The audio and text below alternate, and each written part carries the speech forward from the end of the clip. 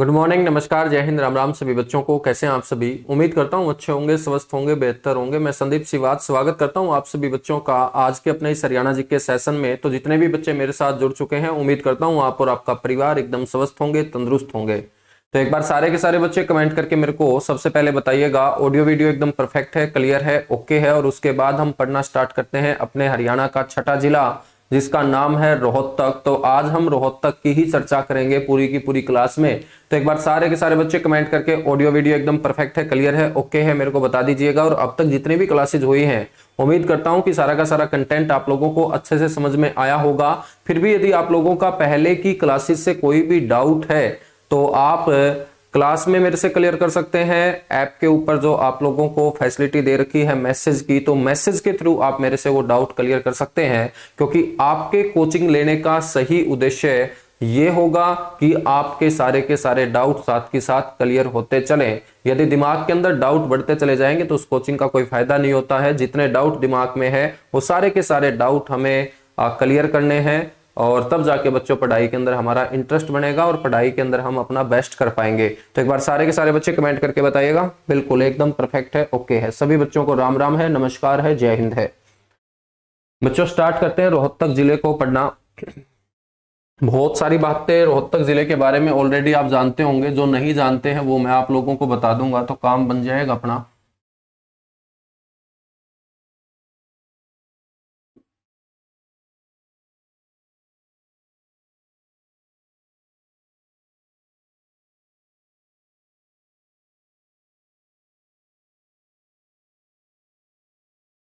सबसे पहले चर्चा करते हैं स्थिति से, मतलब लोकेशन से।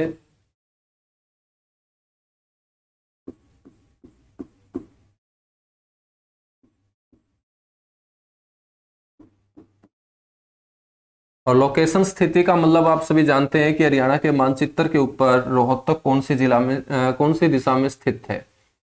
तो आपको रोहतक जो नजर आएगा बच्चों वो मध्य भाग में नजर आएगा। तो हरियाणा के मध्य भाग में स्थित है रोहतक।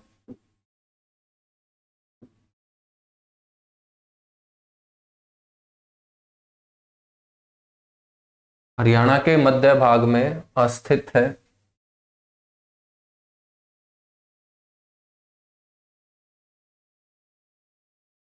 बच्चों हम बात करें तो मानचित्र के ऊपर रोहतक जो आपको नजर आएगा वो ये नजर आएगा। और रोहतक जिले की सीमा हरियाणा के बॉर्डर को टच नहीं करती है। तो किसी भी राज्य के अंदर वो जिला जिसकी सीमा राज्य के बॉर्डर के साथ टच ना करे उसे हम ज्योग्राफी में लैंडलॉक्ड बोलते हैं, भू आविसित बोलते हैं। और आप देख रहे हैं कि ये हरियाणा का बॉर्डर है और इस बॉर्डर के साथ रोहतक की सीमा टच नहीं करती है, रोहतक का क्षेत्र टच नहीं करता। तो सीधी सी बात है, रोहतक हरियाणा के अंदर कैसा जिला बन जाएगा? लैंडलॉक्ड जिला बन जाएगा। रोहतक के साथ यदि हम चर्चा करें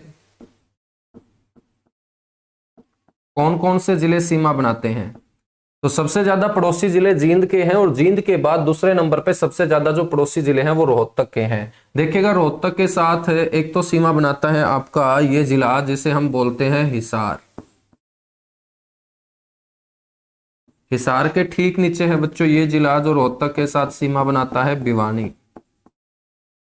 भिवानी के ठीक नीचे जो भिवानी से अलग हुआ है ये भी रोहतक के साथ सीमा बनाता है दादरी।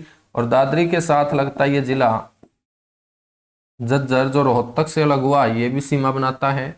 और इसके ऊपर बच्चों यहाँ पर बैठा है जिला सोनीपत जो सीमा बनाता है रोहतक के साथ। और एक ये जिला जिसे हम हरियाणा का दिल बोलते हैं जींद, ये भी रोहतक के साथ सीमा बनाता है। तो रोहतक के साथ सीमा बनाने वाले जिलों की संख्या है 6। तो सबसे ज्यादा किसके पड़ोसी जिले थे? जींद के। और जींद के बाद दूसरा जिला कौन सा होगा? रोहतक होगा। स्थिति के बाद चर्चा करते हैं अस्तित्व की।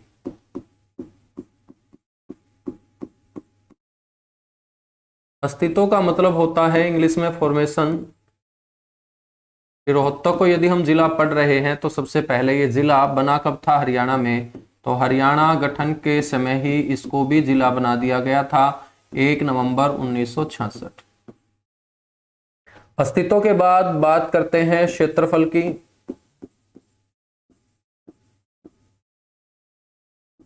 यानी कि एरिया की। और इसका जो एरिया है मेरे बच्चों वो है 1745 स्क्वायर किलोमीटर। बात करते हैं पॉपुलेशन की, जनसंख्या की।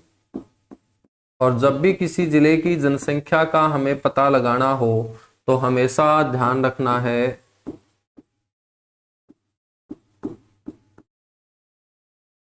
2011 की जनगणना। 2011 की जनगणना 21 जिलों में हुई थी, तो 5 ऐसे जिले बताए थे जिसकी पॉपुलेशन 15 लाख से ज्यादा थी, तो 6 ऐसे भी जिले मैंने आपको बताए जिसकी पॉपुलेशन मेरे बच्चों 10 लाख से कम। तो रोहतक ना तो 15 लाख से अधिक जनसंख्या वाले जिलों में शामिल था, ना 10 लाख से कम। तो ऐसे जिलों के लिए हमने एक क्राइटेरिया बनाया 10 लाख से अधिक का। तो 10 लाख से अधिक जनसंख्या इसकी दर्ज की गई थी। चर्चा करते हैं बच्चों इसके पुराने नाम की। तो रोहतक का पुराना नाम रहा है रोहतास नगर। आसान सा पुराना नाम है रोहतास नगर। बात करें इसके संस्थापक की तो बच्चों प्राचीन समय में कोई राजा हुए हैं रोहतास, उसी के द्वारा इसे बसाया गया था और अपने नाम पर ही इस नगर का नाम रखा गया था। बच्चों नामकरण भी इसी रोहतास के नाम पर हुआ है इसका। ये रोहतास जो है ये प्राचीन समय में कोई रानी हुई है तारावती, उसका ये बेटा था।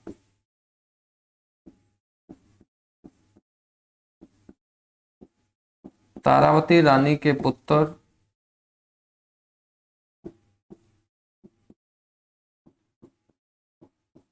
रोहतास ब्रूम के कारण इसका नाम पड़ा है बच्चों। चर्चा करते हैं विधानसभा क्षेत्रों की। रोहतक के अंदर विधानसभा क्षेत्र है 4, और इन 4 विधानसभा क्षेत्रों की यदि हम चर्चा करें तो नंबर 1 है रोहतक। रोहतक से जो विधायक हैं बच्चों वर्तमान में 14वीं विधानसभा के अंदर वो है भारत भूषण बत्रा, बीबी बत्रा इन्हें शॉर्ट फॉर्म में बोलते हैं, भारत भूषण बत्रा, या हम बोलेंगे बीबी बत्रा। दूसरी जो सीट है यहां से वो है बच्चों कलानौर। कलानौर जो सीट है वो रोहतक जिले की रिजर्व सीट है और हरियाणा में रिजर्व सीटें 17 है। 17 जिलों से एक एक सीट को रिजर्व रखा गया, तो रोहतक के हिस्से कौन सी सीट आई है? कलानौर। और कलानौर से है महिला उम्मीदवार शकुंतला खट्टक।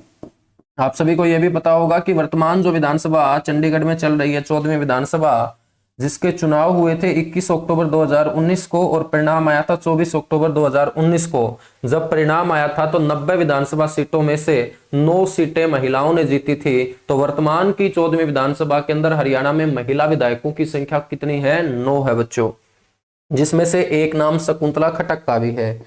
तीसरी जो सीट है वो है रोहतक के अंदर महम, और महम से निर्दलीय प्रत्याशी बलराज कुंडू।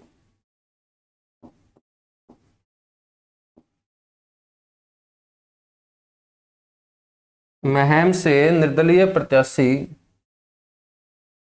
बलराज कुंडू बच्चों क्या है? विधायक है। चौथी जो सीट है यहां पर वो है गढ़ी सांपला किलोई। तो सांपला और किलोई को जोड़कर इस सीट का नाम लिया जाता है गढ़ी सांपला किलोई। और मेरे बच्चों इस सीट से जिन्होंने जीत दर्ज की वो है भूपेंद्र सिंह हुड्डा।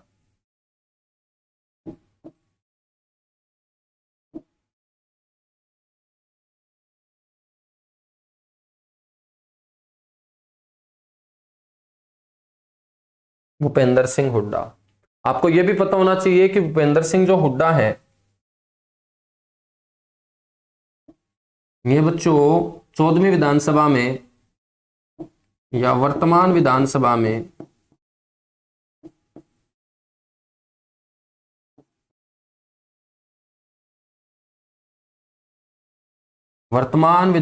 में सबसे ज्यादा वोटों के अंतर से या सबसे बड़ी जीत दर्ज करने वाले विधायक हैं। अपने विपक्षी को लगभग 58,000 वोटों के अंतर से हराने का काम किया था 2019 के विधानसभा चुनाव में भूपेंद्र सिंह हुड्डा ने, और वर्तमान में ये क्या है, विपक्ष के नेता भी हैं बच्चों।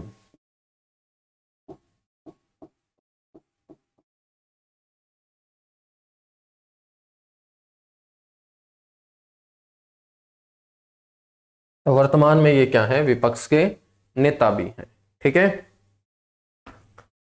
तो कीजिएगा जल्दी से नोट। इसके बाद हम आगे बढ़ेंगे, यहाँ पर तहसील पढ़ेंगे, उप तहसील पढ़ेंगे और इसके उपनाम पढ़ेंगे, फिर उद्योग पढ़ेंगे, शिक्षा और संस्थान पढ़ेंगे, मंदिर, मस्जिद, दरगाह, गुरुद्वारे, मजार पढ़ेंगे, पर्यटन स्थल पढ़ेंगे, व्यक्तित्व पढ़ेंगे, इंपॉर्टेंट फैक्ट्स पढ़ेंगे।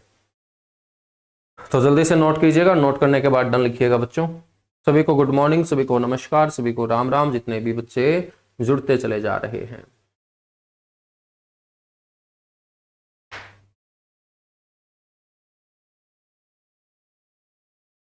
और दिसंबर के महीने में हम सारे के सारे डिस्ट्रिक्ट कंप्लीट कर लेंगे। उसके बाद हम हरियाणा का स्टैटिक पार्ट पढ़ना स्टार्ट करेंगे या हम आर्थिक सर्वेक्षण पढ़ेंगे। ठीक है, तो उसके बाद हम एक ऐसे टॉपिक को उठाएंगे जहां से सबसे ज्यादा क्वेश्चन पूछे जाने हैं आपके, और नए नए क्वेश्चन जो आपको हर पेपर के अंदर धोखा दे जाते हैं, अब की बार कोशिश करेंगे कि वो क्वेश्चन आप लोगों को धोखा ना दें और आप हर क्वेश्चन हरियाणा जीके का ठीक करके आए।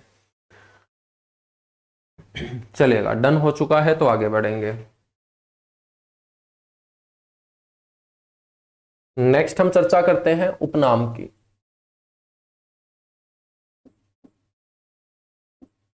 उपनाम का मतलब है रोहतक को रोहतक के अलावा अन्य किन नामों से पुकारा जाता है। तो बच्चों, एक तो उपनाम में इसे बोलते हैं हरियाणा की फिल्म सिटी।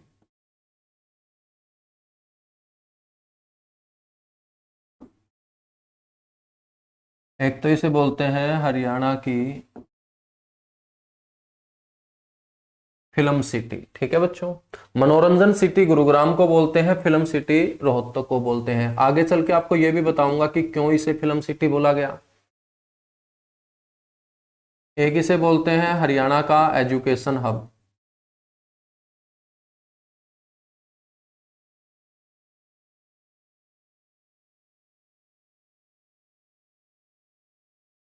हरियाणा का एजुकेशन हब। एक बच्चों इसे बोलते हैं हरियाणा की शुगर सिटी।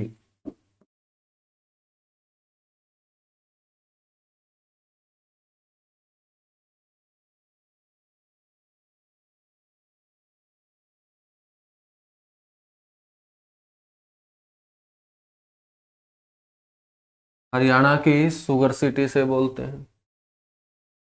नेक्स्ट इसे बोलते हैं हरियाणा की राजनीतिक राजधानी, पॉलिटिकल कैपिटल ऑफ हरियाणा।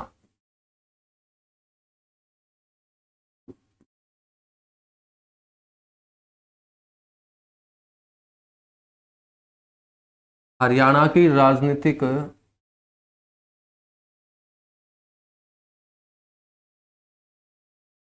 राजधानी इसे कहा जाता है। ये इसके उपनाम होंगे। उपनाम के बाद मेरे बच्चों बात करते हैं तहसील की।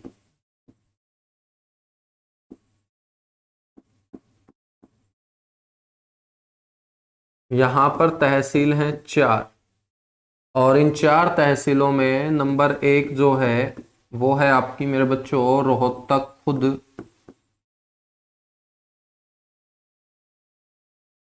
रोहतक के बाद दूसरी तहसील है महम। अब कल एक बच्चे का मेरे पास मैसेज आया कि सर तहसील से कैसे क्वेश्चन पूछा जाएगा। तो मेरे बच्चों, आपको कभी भी याद जो रखना है ना तहसील है, वो ऐसे याद नहीं रखनी है कि करनाल में 5 तहसील हैं, गुड़गांव में 6 तहसील हैं, ठीक है, जींद के अंदर 5 तहसील हैं। नंबर आपको याद नहीं रखना है। आपसे जब क्वेश्चन पूछा जाएगा तो वो इस तरीके से पूछा जाएगा कि फर्रुखनगर नामक तहसील कौन से जिले के अंतर्गत आती है। मतलब जो ये मैं नाम लिखवा रहा हूं ना, ये आपको पता होने चाहिए कौन से जिले के नाम है, ठीक है ना। तो आपको संख्या याद नहीं रखनी, यानी कि जैसे जैसे मैं आपको बताता हूं ऐसे ऐसे आपको फॉलो करना है। आप लोगों का क्वेश्चन गलत नहीं होगा, आप लोगों को एक्स्ट्रा एफर्ट नहीं लगाना है, इतना एफर्ट नहीं लगाना है कि उस एफर्ट का कोई पेपर से लेना देना ही ना हो, ठीक है। तो पेपर के एग्जाम के पैटर्न के आधार पे आप एफर्ट लगाओगे तो कम मेहनत में आप ज्यादा आउटपुट पाओगे। तो आपको पता होना चाहिए कि यहां पर मैं संख्या सिर्फ आप लोगों को बताने के लिए लिखवा रहा हूं कि रोहतक के अंदर 4 तहसील हैं। याद आपको करना है रिलेट करके। 4 विधानसभा क्षेत्र आपको याद हो जाते हैं रोहतक के, तो यहीं से आपको पता होना चाहिए कि उन्हीं विधानसभा क्षेत्रों के नाम पे रोहतक की क्या है, तहसील भी है, ठीक है। तो दूसरे नंबर पे क्या होगा, महम होगा। तीसरे नंबर पे जो तहसील है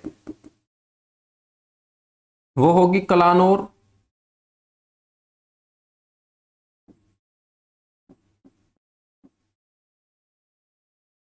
कलानौर। और चौथे नंबर पे जो तहसील है वो है सांपला। चौथे नंबर पे कौन सी है, सांपला। तहसील के बाद मेरे बच्चों बात करते हैं उप तहसील की।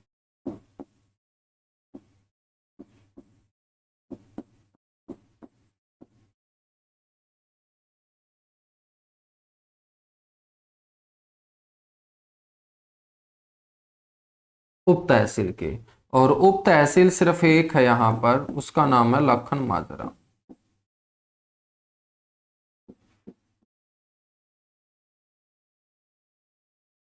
उप तहसील सिर्फ एक है यहां पर और उसका नाम है लाखन माजरा। कौन सा माजरा है, लाखन माजरा है मेरे बच्चों।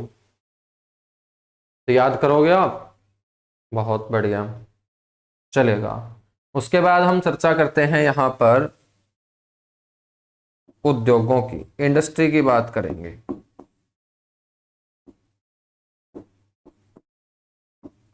तो उद्योगों में सबसे पहले तो आपको ध्यान रखना है यहां पर है रेवड़ी व गज्जक। अब सर्दियों में तुम रेवड़ी गज्जक बहुत खाओगे, तो रेवड़ी गज्जक सबसे ज्यादा जो पॉपुलर है वो कहाँ की है, रोहतक की। रेवड़ी गज्जक उद्योग बहुत बड़ा है रोहतक के अंदर। दूसरा जो उद्योग है मेरे बच्चों वो है एशियन पेंट। आप लोगों ने सुना भी होगा, एड भी सुनी होगी, एशियन पेंट टिकेगा तभी दिखेगा, ठीक है। तो एशियन पेंट्स उद्योग, एशियन पेंट्स उद्योग टिकेगा तभी तो दिखेगा, एशियन पेंट रोहतक के अंदर है। नेक्स्ट है बच्चों अमूल। अमूल दूध पीता है इंडिया, ये भी आपने ऐड सुनी होगी। तो अमूल दुग्ध उत्पाद, दूध से बनने वाले प्रोडक्ट जैसे आपका बटर है, आइसक्रीम है, चीज है, तो ये जो आपके मिल्क प्रोडक्ट होंगे, दुग्ध उत्पाद होंगे अमूल कंपनी के, इसका प्लांट भी रोहतक के अंदर है।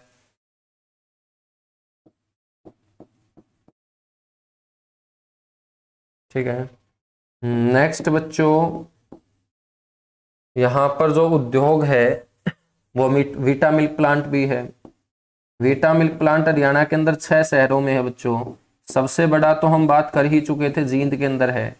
लेकिन आपसे क्वेश्चन इस तरीके से पूछा जा सकता है ना कि निम्नलिखित में से कौन से जिले या कौन से शहर में वीटा का मिल्क प्लांट नहीं है।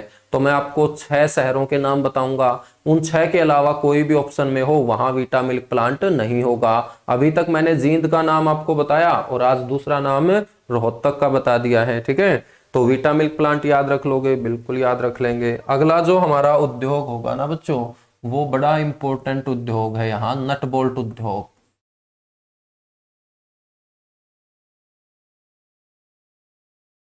नट व बोल्ट उद्योग। अब रोहतक का नट बोल्ट उद्योग जो है वो विदेशों में भी क्या है, प्रसिद्ध है। और विदेशों की मैं बात करूं तो विदेशों के अंदर बहुत सारे देशों के जो जहाज हैं, जो आसमान में उड़ते हैं, जो लड़ाकू जहाज हैं, फाइटर प्लेन है, उन फाइटर प्लेन के अंदर जो नट यूज किए जाते हैं वो रोहतक में बने हुए यूज किए जाते हैं। और उन्हीं देशों में एक सबसे विख्यात देश है इजराइल। तो इजराइल अपने फाइटर प्लेन के अंदर जिन नट बोल्ट का यूज करता है वो नट बोल्ट रोहतक से ही बच्चों जाते हैं, जो उनके फाइटर प्लेन को मजबूती देने का काम करेंगे। तो यहां से क्वेश्चन एक बार पेपर में पूछा गया, तो आपको ध्यान रखना है कि इजराइल देश द्वारा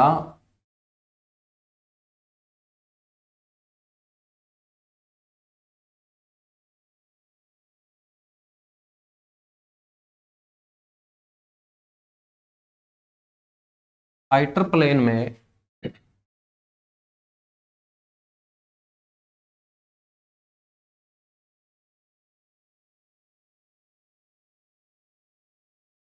यहां पर बने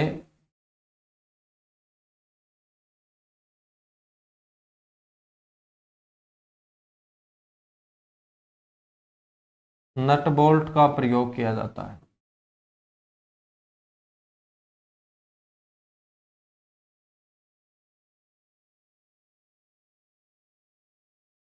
तो ये उद्योग है काफी पॉपुलर रोहतक के अंदर, ठीक है। इसके अलावा आपको कोई उद्योग पता हो तो मेरे को जरूर बताइएगा।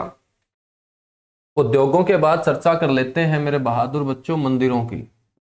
मंदिर में जाना बड़ा जरूरी है, ठीक है, क्योंकि जितनी बार आप मंदिर में जाओगे भगवान के उतने ही करीब जाओगे। और ज्यादा भी मत चले जाना, वरना भगवान कभी ना कभी अपने पास बुला भी लेगा तुम्हें, ठीक है। हाँ, तो सप्ताह में 1-2 दिन चले जाया करो, ठीक है। मंदिर की बात करेंगे, और मंदिर में हम ज्यादा कब जाते हैं, जब पेपर नजदीक हो। जैसे अब एचटेट वालों ने जाना स्टार्ट कर दिया हुआ है ना, एचटेट वालों ने 2-3 बार मंदिर में जाना स्टार्ट कर दिया हुआ, क्योंकि कल पेपर है और एक स्टूडेंट भगवान के करीब ज्यादा जाता है पेपर के दिनों में, ठीक है। मंदिर की बात करते हैं। यहां पर जो मंदिर है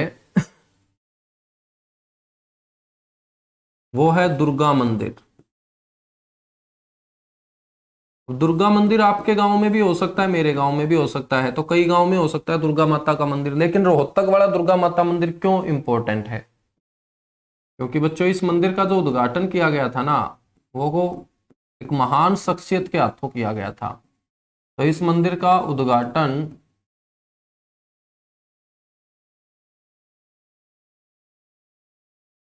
इस मंदिर का जो उद्घाटन है वो भारत के दूसरे प्रधानमंत्री लाल बहादुर शास्त्री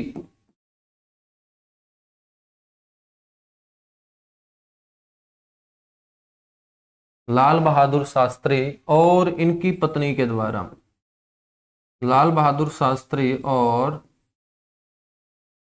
इनकी पत्नी द्वारा।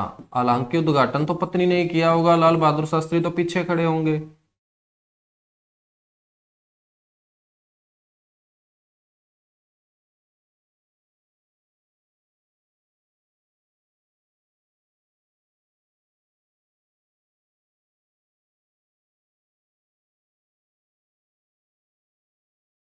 ठीक है बच्चों, ये आपको पता होना चाहिए।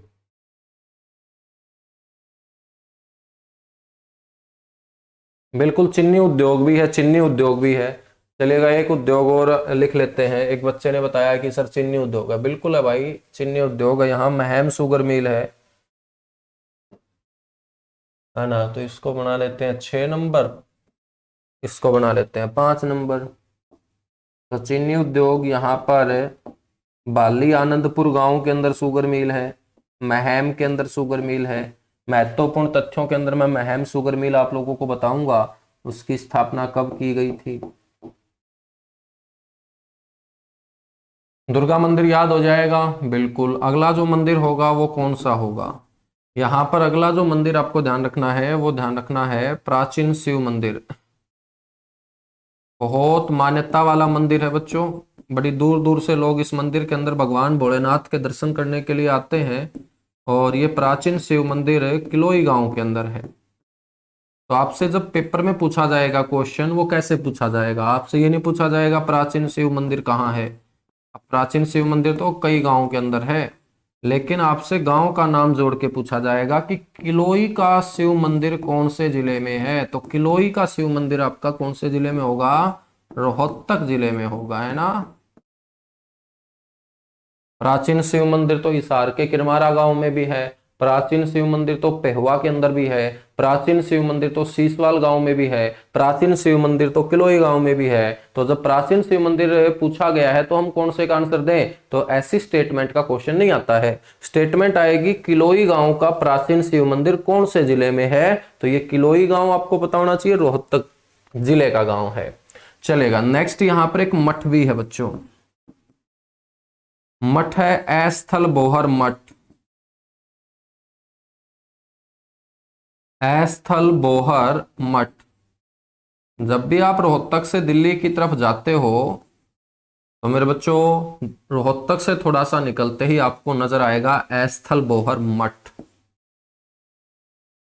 ये रोहतक के अंदर ही है, अस्थल बोहर में। अस्थल बोहर मठ संबंधित है नाथ संप्रदाय से, नाथ या कानफाड़ा। बच्चों नाथ संप्रदाय को हम कौन सा संप्रदाय बोल सकते हैं? कानफाड़ा संप्रदाय भी बोल सकते हैं, नाथ या कानफाड़ा।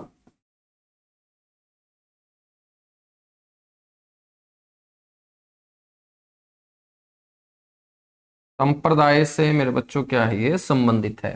कानफाड़ा का मतलब समझते हो?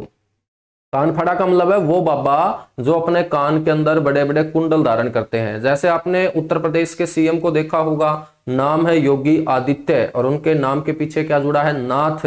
जब उनके नाम के पीछे नाथ जुड़ा है ना, तो उनके कानों की तरफ तुम ध्यान से देखना, उन्होंने कानों के अंदर बड़े बड़े कुंडल धारण कर रखे होंगे, अपने कानों को उन्होंने फड़वा रखा होगा और कान के अंदर बड़े बड़े छेद बनवा के जब उन्होंने कुंडल धारण कर रखे हैं तो ऐसे संप्रदाय को हम कानफाड़ा संप्रदाय बोलते हैं। और कानफाड़ा संप्रदाय से संबंधित हरियाणा के अंदर दो मुख्य केंद्र रहे हैं प्राचीन समय में। उन दो मुख्य केंद्रों में एक तो है आपका अस्थल बोहर और दूसरा है पेहवा। पेपर के अंदर इतिहास में क्वेश्चन पूछा जाता है कानफाड़ा संप्रदाय से संबंधित कौन से स्थान होंगे, तो एक तो मैंने अस्थल बोहर आपको बता दिया, एक जब हम कुरुक्षेत्र की चर्चा करेंगे ना तब मैं आपको पेहवा भी बताऊंगा। ठीक है बच्चों, तो ये नाथ या कानफाड़ा संप्रदाय से संबंधित है। हम बात करें तो इसका जो निर्माण करवाया गया था, इस अस्थल बोहर मठ की जो नींव रखी गई थी वो बाबा गुरु गोरखनाथ जी के द्वारा रखी गई थी। बाबा गुरु गोरखनाथ जी मच्छंदर नाथ के शिष्य थे। तो सारे के सारे बाबा गुरु गोरखनाथ जी के एक बार जय बोलेंगे। ठीक है, बाबा गुरु गोरखनाथ जी द्वारा सारे के सारे बाबा गुरु गोरखनाथ की जय बोलेंगे और जिनका एचटेट का पेपर है वो तो 2 बार बोलेंगे। ठीक है बच्चों, हम बात करें तो उसके बाद इसका पुनर्निर्माण करवाया गया और इसका जो पुनर्निर्माण करवाया गया वो करवाया गया बच्चों चौरंगी नाथ द्वारा। चौरंगी नाथ, और चौरंगी नाथ का वास्तविक जो नाम था वो था कृष्णराज सागर।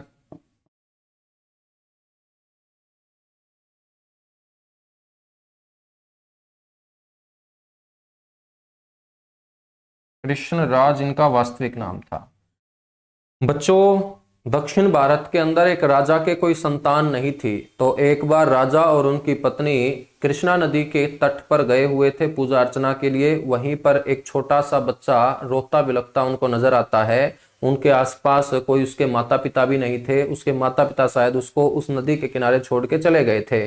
तो वो राजा और उसकी पत्नी जो है उनके संतान तो थी नहीं, तो उन्होंने मन ही मन सोच लिया कि भगवान ने ये हमें आशीर्वाद दिया है और वो इसे अपना बेटा बनाकर ले आते हैं। लेकिन राजा और उसकी पत्नी को इस लड़के का नाम भी नहीं पता था, तो उन्होंने घर आते ही इसका नाम कृष्णा नदी के ऊपर क्या रख दिया? कृष्णराज, क्योंकि ये कृष्णा नदी के किनारे मिला था। और ये जो कृष्णराज है ये बड़ा होता चला जाता है, ये बड़ा होता चला जाता है। जब बड़ा होता चला जाता है तो बहुत सुंदर भी बच्चों ये बनता चला जाता है। ठीक है, एकदम हट्टा कट्टा और सुंदर ये लड़का बच्चों लगभग 20-22 साल का जब था तो जो इनकी मौसी थी, अब वास्तविक तो इनकी माता थी नहीं, ठीक है, राजा ने दूसरी शादी कर ली थी, तो जो दूसरी पत्नी होगी राजा की वो इस लड़के की क्या होगी? मौसी होगी। तो मौसी ने ही इसके ऊपर डोरे डालने शुरू कर दिए थे। ठीक है, लेकिन कृष्णराज अपनी मर्यादा में रह रहा था और एक योगी किस्म का ये व्यक्ति था, सारा दिन भक्ति साधना में लीन रहता था,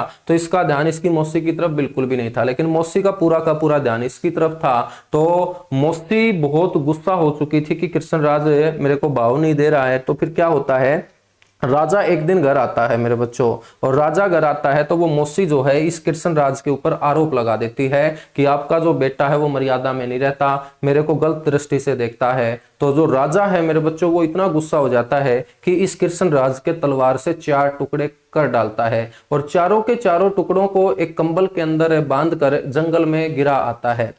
जहां पर जंगल के अंदर वो 4 टुकड़े पड़े हुए थे, उसी जंगल से बच्चों गुरु गोरखनाथ जी गुजर रहे थे, और गुरु गोरखनाथ जी ने देखा कि उनका एक शिष्य अब गुरु को अपने शिष्य की परख होती है, तो उन्होंने देखा कि उनका एक शिष्य है जिसके 4 टुकड़े कर दिए गए हैं, और उसको इस कहानी का पता लगता है। तो गुरु गोरखनाथ क्या करते हैं, इस कृष्णराज के इन 4 टुकड़ों को जोड़ देते हैं और जोड़ के वापस इनको जीवित कर देते हैं। 4 टुकड़े जब दोबारा से जोड़ दिए गए, 4 अंग जब दोबारा से जोड़ दिए गए, तो ये कौन से नाम से प्रसिद्ध हो जाता है, चौरंगी के नाम से। चौरंगी का मतलब है 4 अंग, और ये जोड़ने का काम किया था बच्चों गुरु गोरखनाथ जी ने, और इनको फिर अपना वास्तव में ही शिष्य मान लिया था, और इनके नाम के पीछे जोड़ दिया जाता है नाथ, इसलिए ये कहलाते हैं चौरंगी नाथ। समझ में आई बात? तो किसी चीज को रटना नहीं है, बहुत आसानी से चीजों को समझेंगे। पुनर्निर्माण करवाया चौरंगीनाथ ने। चौरंगीनाथ से क्वेश्चन ये भी पूछा जाता है कि हिंदी भाषा के प्रथम साहित्यकार किसे माना गया है, तो हिंदी भाषा के पहले साहित्यकार कौन हुए हैं, चौरंगीनाथ ही हुए हैं। ठीक है बच्चों, चलो ये भी मैं लिख देता हूं। हिंदी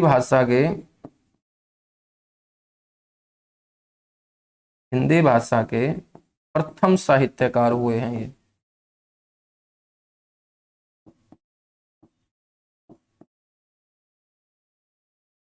हिंदी भाषा के ये प्रथम साहित्यकार हुए हैं। बच्चों हम बात करें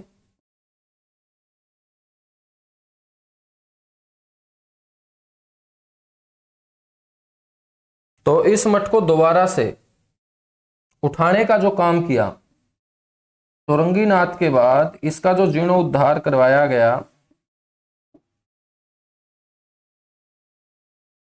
वो बाबा मस्तनाथ के द्वारा।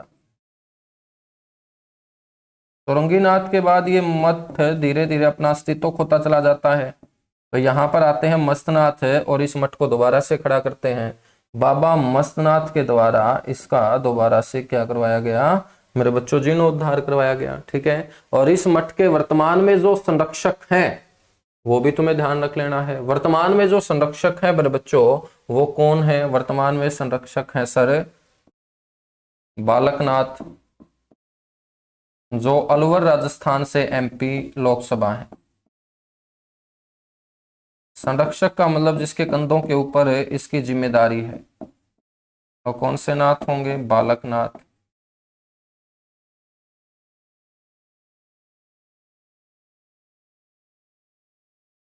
कर लोगे याद, अब तो नहीं भूलोगे, इतनी कहानी सुना दी है मैंने आप लोगों को।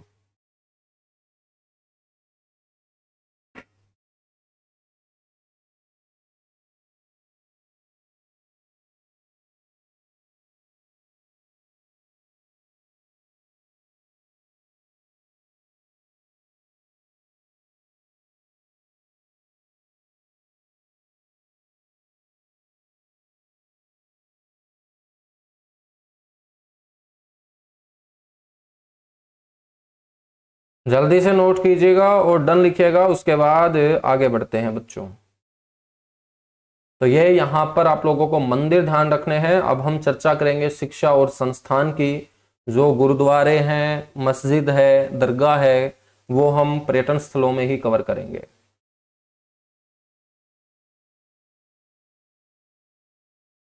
सर स्क्रीन पर नाम घूमता रहता है, क्या ये सभी बच्चों के साथ इश्यू है? अब देखिएगा, एप्लीकेशन में कोई इश्यू नहीं है।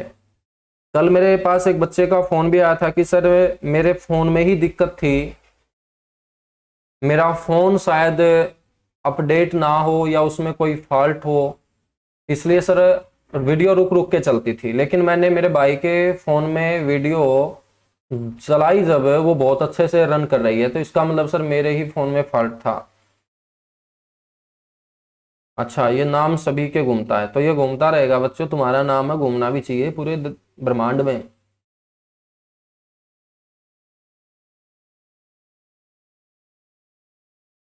बालकनाथ एमएलए है या बालकनाथ एमपी है?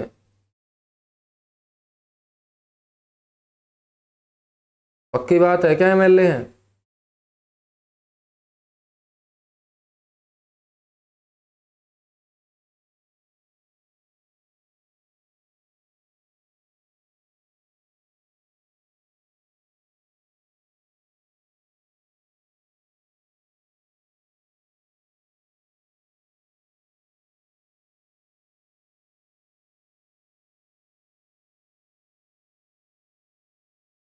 हम्म।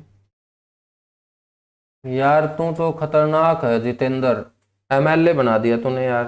ठीक है, यानी कि मैं तुम्हारे साथ यदि रहने लग जाऊं, तुम लोगों के बीच रहने लग जाऊं, तो तुम तो मेरा भी बना दोगे भरता है ना, मेरे दिमाग का भी बना दोगे तुम दही। ऐसे थोड़ी होता है, जो मैं बता रहा हूं उसको मान लिया कर। ठीक है, मैंने एमपी बोला है, तो यदि वो एमएलए भी होगा ना तो वो एमपी बन जाएगा, ये याद रखना।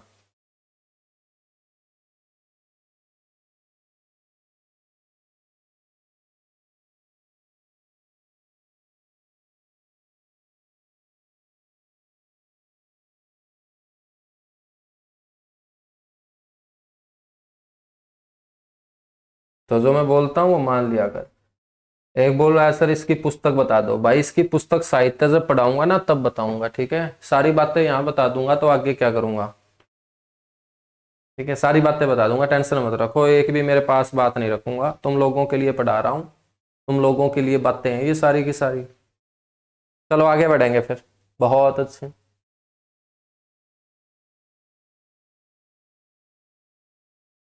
जिनका भी कल एग्जाम है उनको बहुत बहुत शुभकामनाएं, और आप लोगों का पेपर बहुत अच्छा होगा। बिना किसी डर के आप जाइएगा, ठीक है? बिना किसी डर के जाइएगा। और एचटेट जैसे पेपर में क्या डर लेना, 150 में से 90 क्वेश्चन ठीक करके आने हैं बच्चों। चलो आगे बढ़ेंगे फिर। मंदिर के बाद चर्चा कर लेते हैं शिक्षा और संस्थान की। सबसे ज्यादा जो डर लगेगा ना बच्चे को हरियाणा में, वो ग्रुप डी के पेपर में लगेगा। क्यों लगेगा? क्योंकि उससे नीचे कोई पोस्ट नहीं है, और यदि वही क्लियर नहीं होगा तो फिर मेरे बच्चों डर लगना तो लाजमी है। ठीक है, तो सबसे ज्यादा जो डर लगता है ना बच्चे को वो ग्रुप डी के पेपर में लगता है, क्योंकि एक तो वैकेंसी बहुत ज्यादा है, तैयारी भी उसने कई सालों से कर रखी है, और फिर भी राज्य की सबसे निचली पोस्ट का पेपर उससे क्लियर नहीं हो रहा, तो सीधी सी बात है डर लगना लाजमी है। ठीक है, तो ये जो एचटेट है ना, इसमें डरने की जरूरत नहीं है तुम्हें, ग्रुप सी के पेपर में डरने की जरूरत नहीं है, तुम्हें जरूरत है डरने की ग्रुप डी के पेपर में। ठीक है, तो तैयारी करते रहिएगा, वरना तो फिर ग्रुप डी भी तुम्हें डरा देगा। शिक्षा व संस्थान की चर्चा करते हैं। शिक्षा और संस्थान में मेरे बच्चों सबसे पहले बात करते हैं यहाँ की सबसे पॉपुलर यूनिवर्सिटी की, नाम है एमडीयू। एमडीयू, एमडीयू की फुल फॉर्म है महर्षि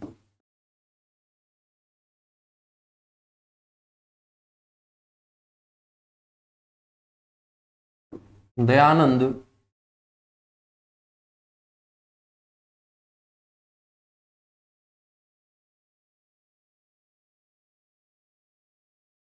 महर्षि दयानंद विश्वविद्यालय, एमडीयू।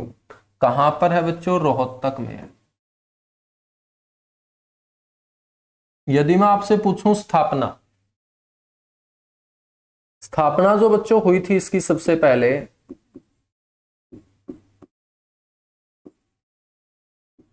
वो 1976 में हुई थी, 1976।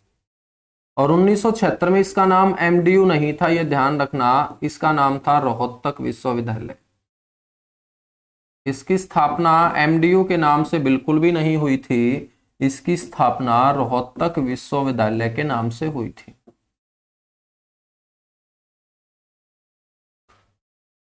तो बच्चों 1977 में इसका नाम क्या रखा जाता है?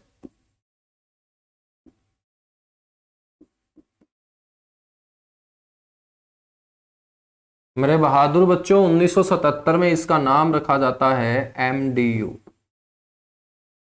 तो एमडीयू का नाम एमडीयू कब पड़ा? एमडीयू का नाम एमडीयू पड़ा है 1977 के अंदर, 1977 के अंदर।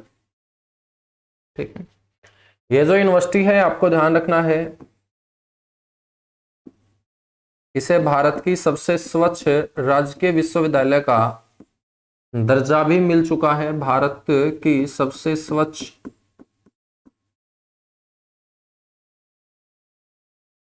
State university. यूनिवर्सिटी कई टाइप की होती हैं, सेंट्रल होती है, स्टेट होती है, प्राइवेट होती है, डीम्ड यूनिवर्सिटी होती है। तो ये आपकी स्टेट यूनिवर्सिटी रही है सबसे स्वच्छ। बच्चों प्रदेश की पहली ऐसी यूनिवर्सिटी है जिसने बच्चों के एडमिशन के साथ उनका बीमा करना भी शुरू किया। प्रदेश की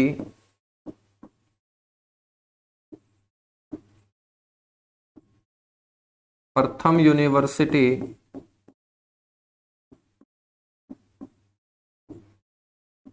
प्रदेश की प्रथम यूनिवर्सिटी जो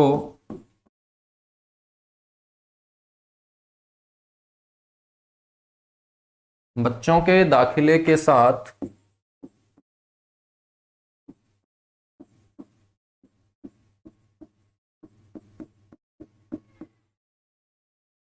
उनका जीवन बीमा भी करती है। एलआईसी के साथ इसने करार किया था।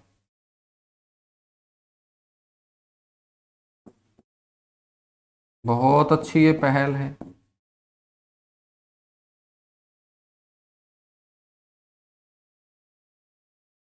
बच्चों भारत का पहला ऐसा विश्वविद्यालय है ये, भारत का एकमात्र विश्वविद्यालय है ये अभी तक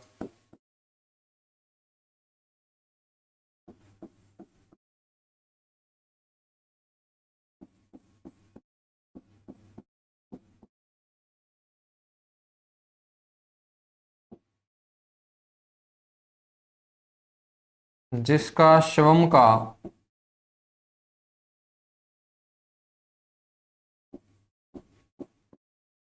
अंतर्राष्ट्रीय स्तर का खेल स्टेडियम भी है।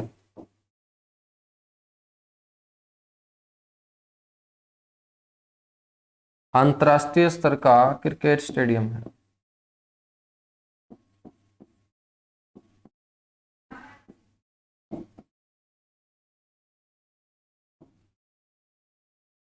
जिसका अंतर्राष्ट्रीय स्तर का क्रिकेट स्टेडियम है। और स्टेडियम का जो नाम है बच्चों,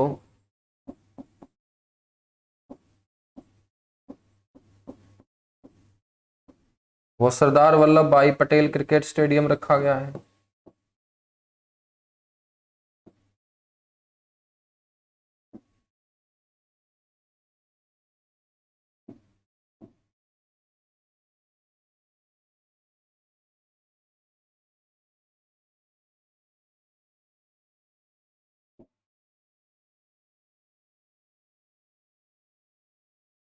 सरदार वल्लभ भाई क्रिकेट स्टेडियम रखा गया है। ठीक है,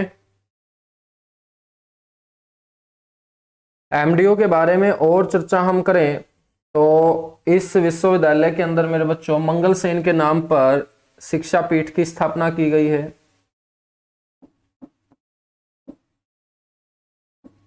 मंगल सेन हरियाणा के दूसरे डिप्टी सीएम हुए।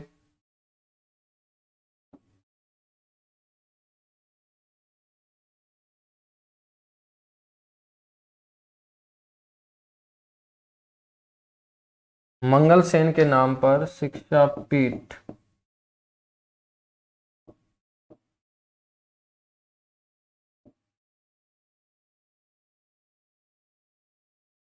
की स्थापना की गई है। चर्चा करें तो पंडित लक्ष्मीचंद के जीवन पर शोध कार्य करने वाला विश्वविद्यालय भी एमडीयू है। पंडित लक्ष्मीचंद के नाम पे फिल्म भी आई है, आप लोग देख के आए होंगे। नहीं देख के आए हैं तो कोई दिक्कत नहीं है, थोड़े से दिन के बाद टीवी पे आ जाएगी। पंडित लक्ष्मीचंद के नाम पर या पंडित लक्ष्मीचंद के जीवन पर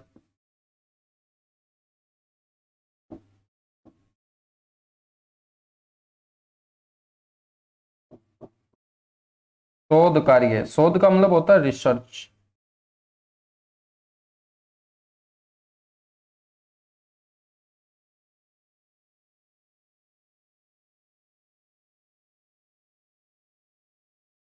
करने वाला बच्चों ये विश्वविद्यालय है। शोध कार्य इसलिए किया गया क्योंकि पंडित लक्ष्मीचंद अनपढ़ थे, और अनपढ़ होते हुए भी उनके पास ये अपार ज्ञान कहाँ से आता था, कहाँ से उनका लिंक था, जहां से उनको इतना अपार ज्ञान मिलता था। यही बातें जानने के लिए इस यूनिवर्सिटी ने उनके जीवन के ऊपर रिसर्च कार्य भी किया। यह है आपकी एमडीयू। ठीक है, एमडीयू के बाद चर्चा करते हैं मेरे बच्चों, पंडित लक्ष्मीचंद के नाम पर यह यूनिवर्सिटी है। Pandit Lakshmichand state university,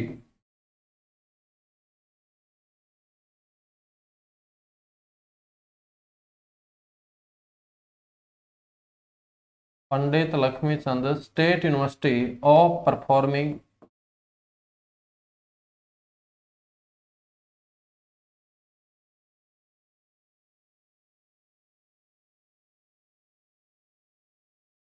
Pandit Lakshmichand state university of performing and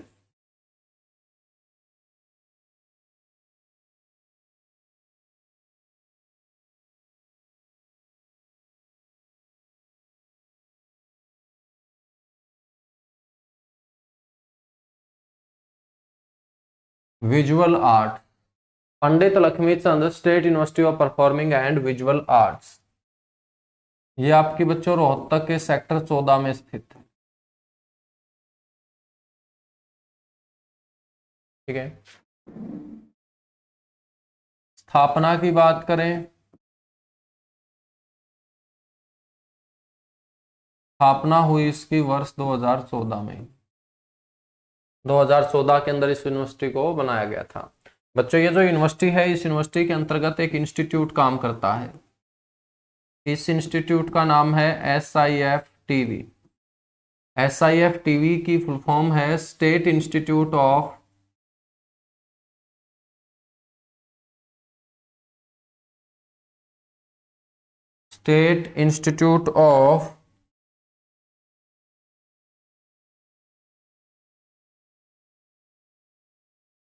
film and television.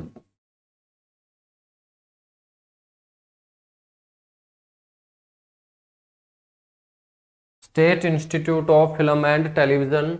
और ये जो इंस्टीट्यूट है 2011 के अंदर इसकी स्थापना की गई थी, और इसी इंस्टीट्यूट के कारण रोहतक को हरियाणा की फिल्म सिटी बच्चों पुकारा जाना शुरू किया जाता है। तो रोहतक को फिल्म सिटी इसलिए बोलते हैं क्योंकि फिल्मों के क्षेत्र में युवाओं को आगे बढ़ाने के लिए भूपेंद्र सिंह हुड्डा ने रोहतक के अंदर एक इंस्टीट्यूट स्थापित करवाया।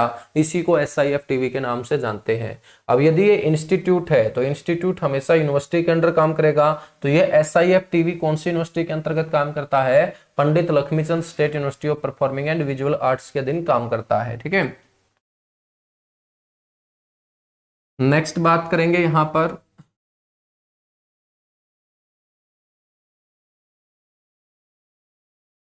पंडित भगवत दयाल शर्मा PGIMS की।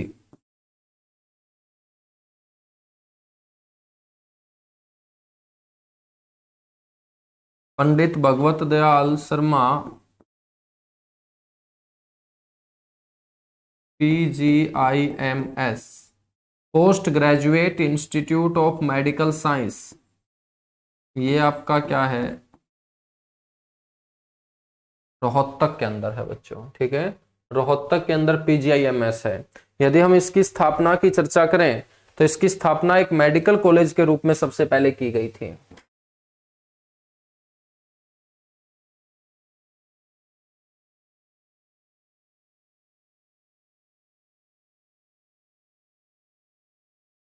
इसकी स्थापना जो सबसे पहले की गई थी मेरे बच्चों, वो एक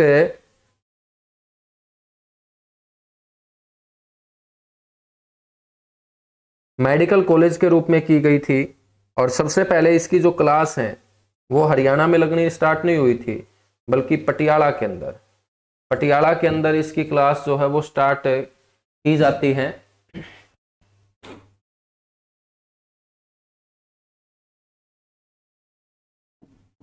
तो ध्यान रखना, स्थापना सबसे पहले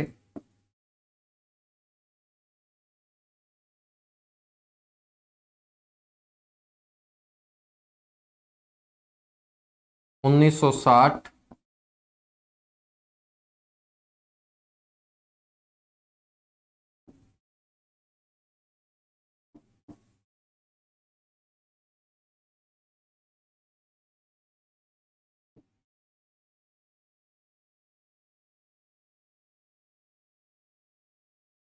कक्षाएं जो शुरू हुई थी वो सबसे पहले पटियाला में।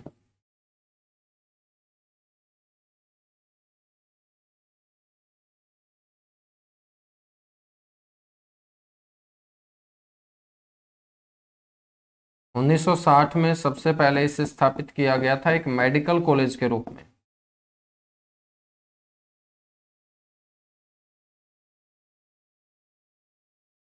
तो बच्चों 3 साल पटियाला में कक्षाएं लगती रही क्योंककि यहाँ पर कैंपस तैयार नहीं हो पाया था। 1963 की बात है। और 1963 में रोहतक के अंदर कक्षाएं स्टार्ट होती है विद्यार्थियों की।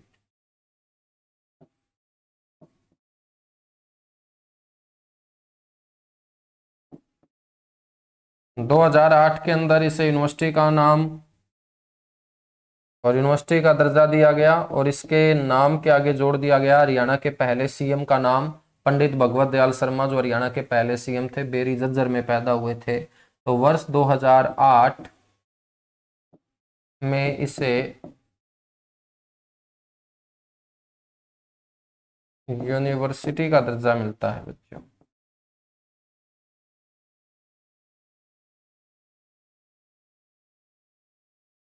ठीक है, नेक्स्ट हम बात करेंगे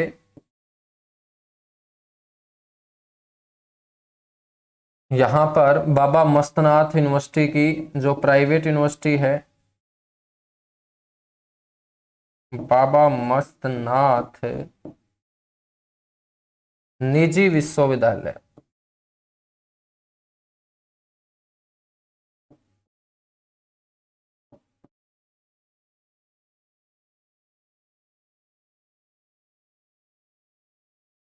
बाबा मस्तनाथ निजी विश्वविद्यालय है मेरे बच्चों एस्थल बोहर के अंदर।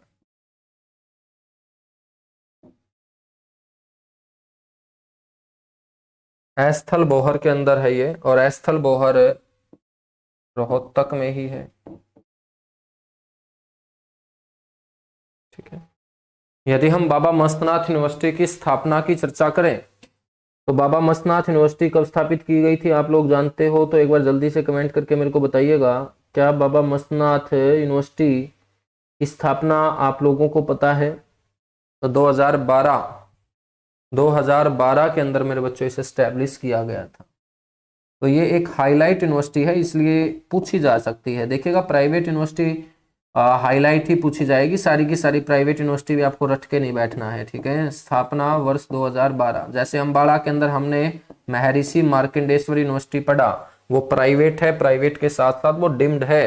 तो डिम्ड यूनिवर्सिटी एक विश्वसनीय यूनिवर्सिटी होती है जो राज्य सरकार के द्वारा मान्यता प्राप्त होती है। ठीक है, यदि वो राजकीय प्राइवेट डिम्ड यूनिवर्सिटी है तो जल्दी से एक बार इसको नोट कर लीजिएगा, उसके बाद हम आगे बढ़ेंगे।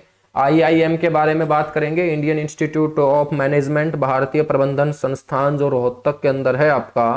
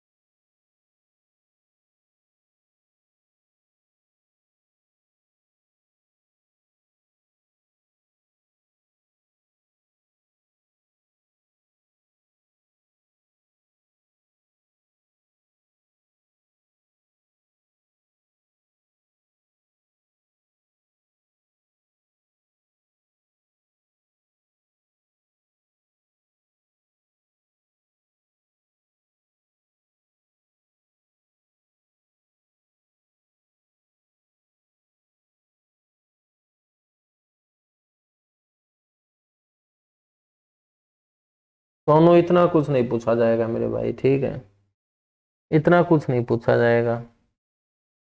बाकी 2022 में इसका उद्घाटन किया गया है मनोहर लाल खट्टर के द्वारा। मनोहर लाल खट्टर के द्वारा इसका उद्घाटन किया गया है एमडी यूनिवर्सिटी रोहतक के अंदर। तो इतना कुछ नहीं पूछा जाएगा, इतना आप डीपली मत घुसिएगा, जिसको पेपर से कोई लेना देना है नहीं। ऐसे तो इसकी क्षमता भी पूछ लेगा, कितने हजार दर्शक बैठते हैं। ऐसे तो ये भी पूछ लेगा फिर कि जिन ईंटों से ये बना है वो ईंटें कौन से भट्ठे से आई हैं, है ना। ऐसे थोड़ी पूछा जाएगा, हर चीज़ का एक रेंज होती है।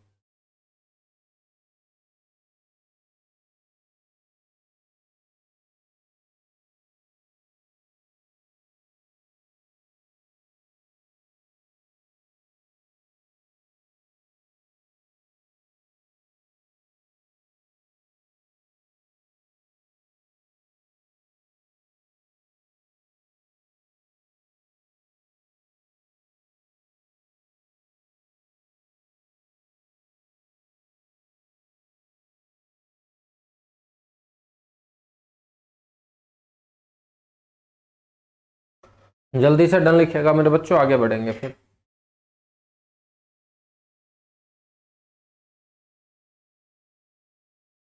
और एक बार कमेंट करके आप ये भी बता दीजिएगा, आप लोग सेटिस्फाइड तो होंगे कि जो पैसा आपने लगाया है उसके अनुरूप क्लासेस तो हो रही होंगी।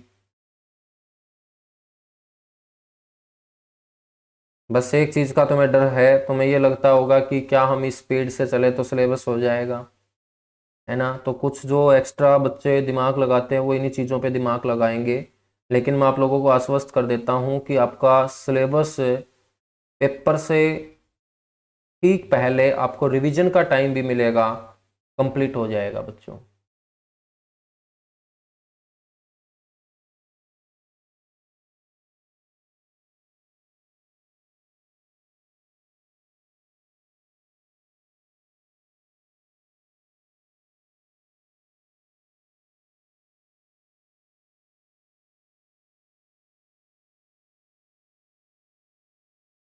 बिल्कुल देखिएगा, स्पीड मेरे को कम रखनी इसलिए ज़रूरी है ना, स्पीड इतनी तो कम नहीं है। अब स्पीड रखना इसलिए ज़रूरी है क्योंकि हर टाइप का स्टूडेंट बैच में होता है। बहुत सारे बच्चे हैं जो मेरे से 3-4 बार पढ़ चुके होंगे, अब उनको तो ये लगेगा कि सर आराम से पढ़ा रहे हैं। जो पहली बार पढ़ रहा होगा उसको मज़ा आएगा कि हाँ बिल्कुल एकदम ज़बरदस्त चल रहा है। तो हर टाइप का स्टूडेंट होता है, मेरे को हर टाइप के स्टूडेंट को साथ लेके चलना पड़ता है ना।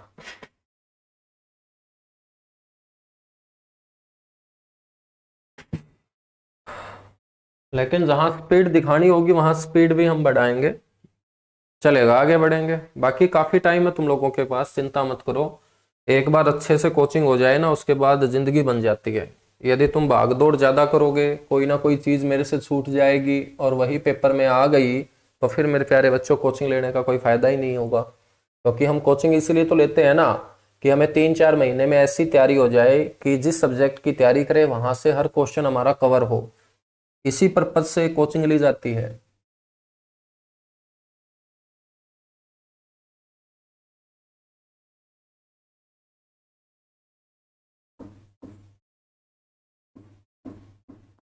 नेक्स्ट है आईआईएम। आईआईएम का मतलब है Indian institute of management.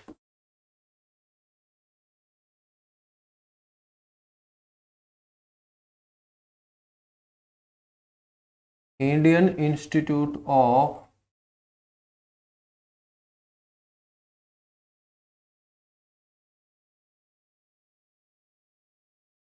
Management, ठीक है। भारतीय प्रबंधन संस्थान इसे बोलते हैं हिंदी में।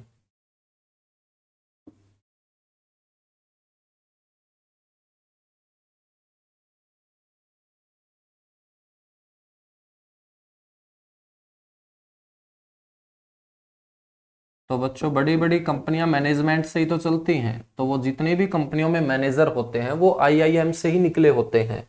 आईआईएम का मतलब है मैनेज मैनेजमेंट को मजबूत करना, और जब तक मैनेजमेंट नहीं होगी तो कोई भी कंपनी, कोई भी स्ट्रक्चर अच्छे तरीके से काम नहीं कर पाएगा। तो इस कोर्स के बाद मैनेजर ही आपके निकलते हैं। ये जो भारतीय प्रबंधन संस्थान है, यदि हम इसकी स्थापना की चर्चा करें तो बच्चों 16 नवंबर 2009 को इसकी नींव रखी गई थी।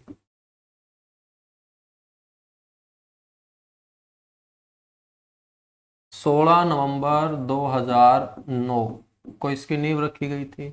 यदि 2009 ऑप्शन में ना हो तो यहां पर जो कक्षाएं स्टार्ट हुई थी 2010 में स्टार्ट हुई थी, तो यदि 9 ऑप्शन में ना हो तो आपका आंसर 10 बन जाएगा। ठीक है। स्थापना के बाद आपको यह भी पता होना चाहिए कि ये उत्तर भारत का प्रथम आईआईएम है। उत्तर भारत, और उत्तर भारत में ही बच्चों आता है आपका दिल्ली एनसीआर। उत्तर भारत व दिल्ली एनसीआर में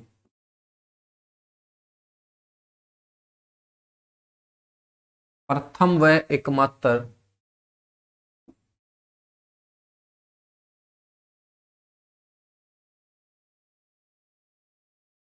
ये आईआईएम है। ये भारत का पहला ऐसा आईआईएम भी बन चुका है।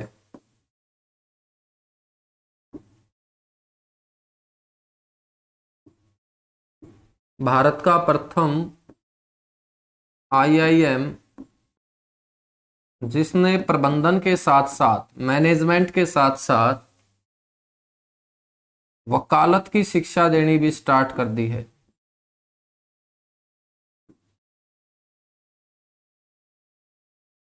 जिसने प्रबंधन के साथ साथ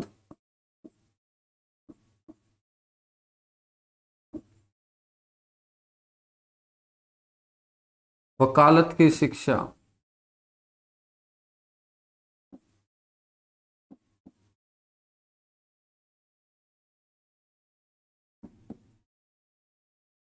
देनी शुरू की है बच्चों। और वकालत की शिक्षा के लिए इसका जो कैंपस है वो गुरुग्राम के अंदर स्थित है। तो आईआईएम रोहतक का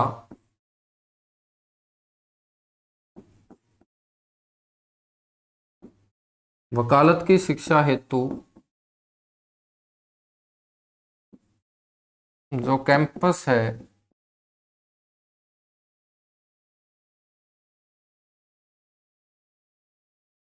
वो गुरुग्राम में है। ठीक है। आईआईएम के बाद चर्चा करते हैं यहां पर हम लोग जवाहर नवोदय विद्यालय की।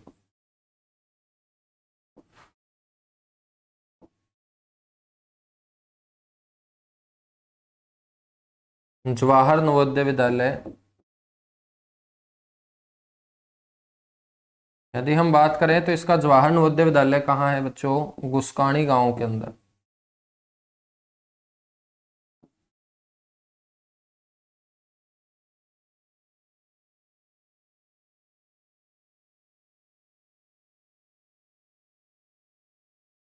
गुस्काणी गांव रोहतक के अंदर जवाहर नवोदय विद्यालय है। चर्चा करते हैं हम यहां पर आकाशवाणी के अंदर की। आकाश से वाणी कौन सुनाएगा? रेडियो सुनाएगा, तो इसे रेडियो स्टेशन भी बोल सकते हैं। आकाशवाणी के अंदर या रेडियो स्टेशन। और हरियाणा के अंदर 3 रेडियो स्टेशन है मेरे बच्चों, जिसमें से पहला रेडियो स्टेशन आपका रोहतक के अंदर ही स्थापित किया गया था।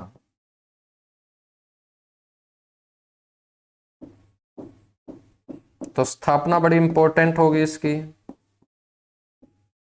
इसकी स्थापना 8 मई 1976। और ये प्रदेश का प्रथम, और जो चीज प्रथम होती है वो पुरानी भी होती है, तो ये प्रदेश का प्रथम व सबसे पुराना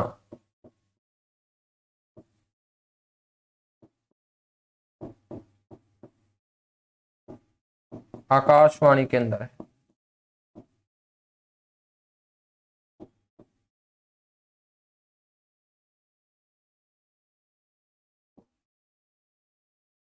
ठीक है। चर्चा करते हैं रोहतक के अंदर मेलों की। मेला कुछ नहीं होता, जहां पर भी भीड़ लग जाती है भीड़ को ही मेला बोल दिया करते हैं। मेलों में बच्चों सबसे पहले आपको यहां पे ध्यान रखना है बाबा जमुना दास का मेला, जो पेपर में कई बार पूछा जा चुका है। बाबा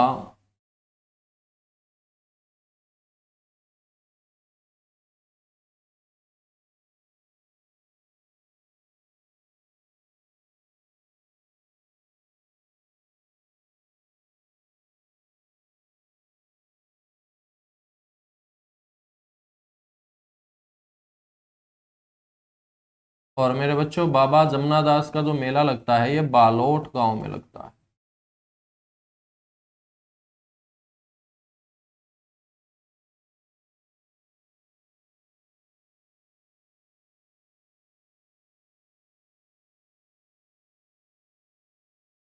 बालोट गांव रोहतक के अंदर बाबा जमुना दास का मेला लगता है।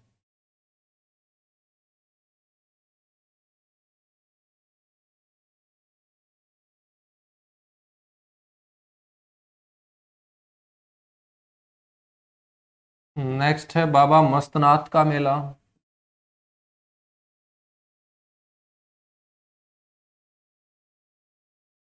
बाबा मस्तनाथ का जो मेला है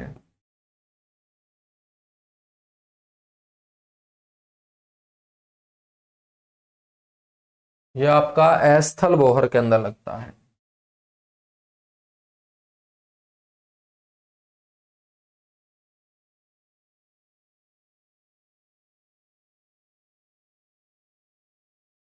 नेक्स्ट है शिवरात्रि मेला।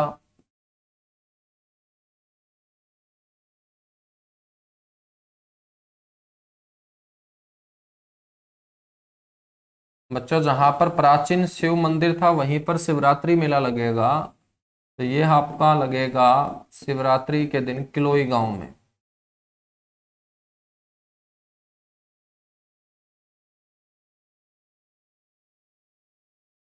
नेक्स्ट मेला है मेला होला महोत्सव।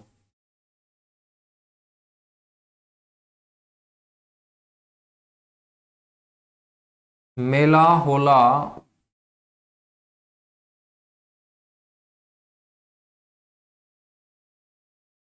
महोत्सव। मेला होला जो महोत्सव है मेरे बच्चों ये लाखन माजरा गांव में लगता है।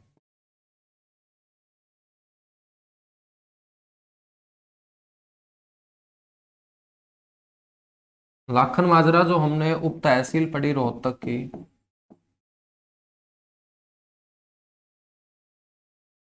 मेला होला महोत्सव जो लगता है ये सिखों के 9वें गुरु तेग बहादुर जी के सम्मान में आयोजित किया जाता है। सिखों के 9वें गुरु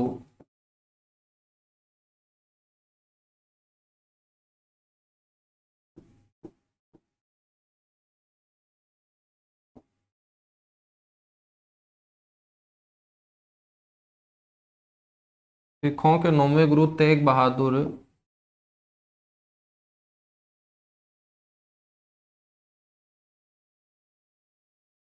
जी की याद में, सिखों के 9वें गुरु तेग बहादुर जी की याद में ये आयोजित होता है।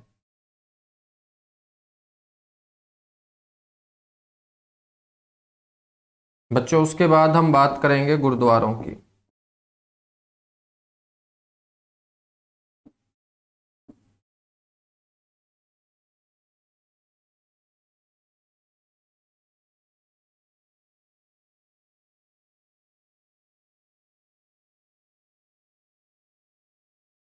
गुरुद्वारे,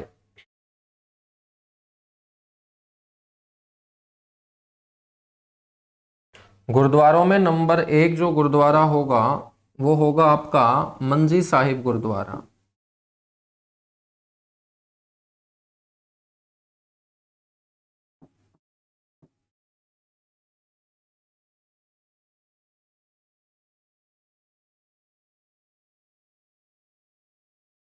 मंजी साहिब गुरुद्वारा, मंजी साहिब जो गुरुद्वारा है ये लाखन माजरा गांव में है। बच्चों मंजी साहिब नाम से मैंने आपको कई गुरुद्वारे पढ़ा दिए हैं। जींद में भी मंजी साहिब है, करनाल में भी मंजी साहिब है, कैथल में भी है, अंबाड़ा में भी है, और अब मैं आपको लाखन माजरा रोहतक में भी पढ़ा रहा हूँ। तो मंजी एक पवित्र वर्ड है जो सिख धर्म के लोग अपने गुरुद्वारों के नाम के आगे जोड़ते हैं। सबसे जो पवित्र गुरुद्वारा है इस नाम से वो कैथल के अंदर है। कैथल के बाद आपको आंसर देना होता है अंबाड़ा, और कैथल अंबाड़ा ऑप्शन में नहीं है तो आंसर देना होता है लाखन माजरा गांव रोहतक, और यदि ये भी ऑप्शन में नहीं है तब आपको करनाल आंसर देना पड़ता है। बच्चों बताया जाता है कि सिखों के जो 9वें गुरु थे तेग बहादुर जी, जब वो दिल्ली जा रहे थे औरंगजेब को अपने प्राण देने के लिए, क्योंकि औरंगजेब ने उनसे उनका जीवन मांग लिया था, प्राण मांग लिए थे, और गुरु तेग बहादुर खुद दिल्ली जाकर उनको अपने प्राण दे के आए थे। तो सिखों के 9वें गुरु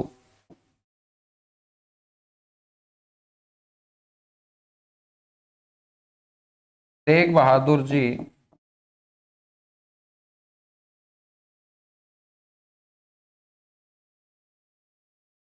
दिल्ली शहादत के लिए जाते समय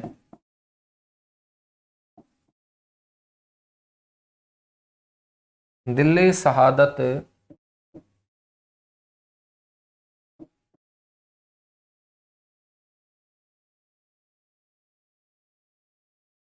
के लिए जाते समय बीच रास्ते में 13 दिन यहां रुके थे।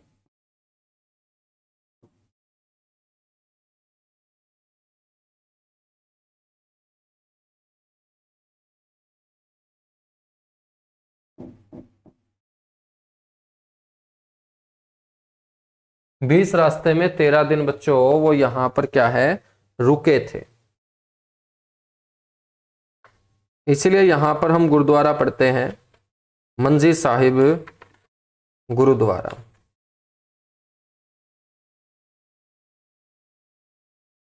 बच्चों इस गुरुद्वारे का निर्माण जो करवाया गया था वो 1947 के अंदर करवाया गया था।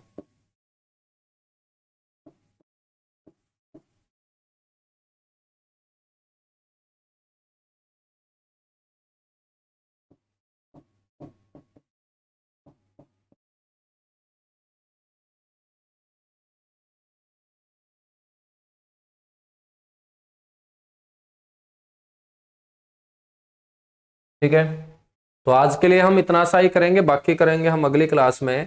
और यदि आप लोगों को सेटिस्फैक्शन है इस बैच से, क्योंकि बहुत सारे बच्चे जो मेरे से पहले पढ़ रहे हैं तो आंखें बंद करके विश्वास करते हैं, और आप लोगों का विश्वास जो है वो कभी मैं फीका पढ़ने भी नहीं दूंगा, और बेहतरीन कंटेंट आप लोगों को अब भी और आगे भी डिलीवर करता रहूंगा। तो मैं आप लोगों से बस एक सहायता ये मांगता हूं कि जिन बच्चों को इस बैच में सेटिस्फैक्शन मिला है वो बच्चे 30 से 45 सेकंड या 45 से 50 सेकंड की एक छोटी सी वीडियो क्लिप बनाएं, जिसके तहत उनको लगे कि हरियाणा जीके में हम बहुत अच्छा कर रहे हैं। ठीक है, और वो वीडियो क्लिप मेरे पास भेजें। तो मैं फेक पब्लिसिटी से थोड़ा सा दूर रहता हूं। जो आपके दिमाग के अंदर है, जो आपके दिल में है, जो आपको वास्तव में लगे कि हाँ हम एक अच्छे ट्रैक पे हैं, वही बातें आपको बोलनी है। बनावटी बातों से मैं खुद दूर रहता हूं और आपको भी दूर रहने की ही सलाह देता हूं। ठीक है, जो आजकल ट्रेंड चला हुआ है वैसे ट्रेंड में मैं अपने आप को डालना बिल्कुल भी नहीं चाहूंगा। और आज तक यदि मेरे को ऐसे डालना होता तो मार्केट में मेरी बहुत सारी किताबें आ चुकी होती। मार्केट के अंदर जितनी भी किताबें हरियाणा जीके की हैं, किसी भी टीचर ने उस किताब के ऊपर मेहनत नहीं कर रखी है। उनका सिर्फ फोटो होता है, चेहरा होता है, किताबें लिखने वाले हाथ कोई और होते हैं। ठीक है, तो आप लोगों को ये मैं साफ साफ बता देना चाहता हूँ, किताबें कोई 1 महीने या 2 महीने में नहीं आती है। एक किताब को अच्छे तरीके से मार्केट में आने के लिए कम से कम बच्चों 1 साल लग जाता है। ठीक है, किताबें लिखना कोई बाएं हाथ का खेल नहीं है। किताबें लिखने के बाद पढ़ना बाएं हाथ का खेल जरूर हो सकता है। ठीक है, तो आप लोगों को इतना पता नहीं होगा क्योंकि आप लोग एक स्टूडेंट के तरीके से सोचते हो।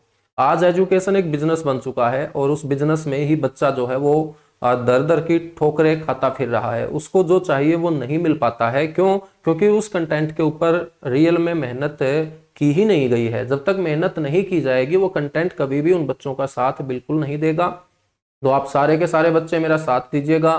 थोड़ा सा सपोर्ट कीजिएगा, और जो जेन्युइन है वही जेन्युइन रहने दीजिएगा। ना फेक पब्लिसिटी मेरे को खुद चाहिए होती है, और ना मैं आपको ये सलाह दूंगा आप फेक चीज़ों से दूर ही रहें। आप एजुकेशन के अंदर हैं, ईमानदारी से आप बने रहें। यही ईमानदारी से की गई मेहनत आपके आगे के दरवाजे खोलने का काम करेगी। तो आपको मेरा नंबर पता होगा, तो आप मात्र 45 से 1 मिनट के बीच, 45 से 60 सेकंड के बीच एक छोटी सी वीडियो क्लिप बना बना के मेरे को भेजे, और उसके बाद मैं उसको कहीं पर भी पोस्ट करूं, फेसबुक, इंस्टाग्राम, यूट्यूब, ठीक है, जैसे जैसे मेरे को लगेगा कि ये यहाँ पे सेट हो सकती है, ताकि और बच्चे भी अच्छे कंटेंट के साथ जुड़ते चले जाएं। चलेगा, thank you, bye bye, love you आप सभी को।